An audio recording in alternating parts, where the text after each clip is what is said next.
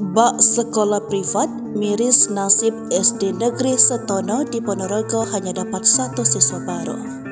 Kepala Sekolah SD Negeri Setono, Prayitno, angkat bicara perihal hanya mendapat satu siswa saat penerimaan peserta didik baru 2023-2024. Pantauan di lokasi puluhan siswa di SDN Negeri 1 Setono mulai mendatangi sekolah di Kelurahan Setono, Kecamatan Cenangan, Kabupaten Ponorogo, Senin 14 Juli 2023. Hari ini merupakan masa pengenalan lingkungan sekolah.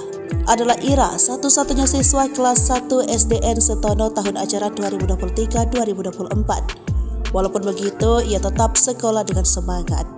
Kami memang dikepung sekolah-sekolah, baik itu SD negeri maupun sekolah swasta, ujar Kepala Sekolah SDN Negeri Setono, Prayitno, Senin pagi.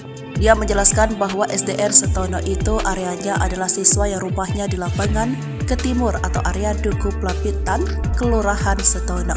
Sementara di area barat Kelurahan Setono masuk ke MI Setono. Sementara Kelurahan Setono ke selatan masuk ke SDN Japan. Dia berharap tahun depan kondisinya lebih baik, pun ada usaha lain. Guru bisa door to door untuk mendapatkan siswa. Menurutnya hingga saat ini SDN Setono adalah total 38 siswa. Yang paling banyak adalah siswa kelas 6, jumlahnya adalah 15 anak. Pantauan wartawan Tribun Jatim.com, siswa tersebut bernama Ira. Ira datang diantar oleh kakeknya.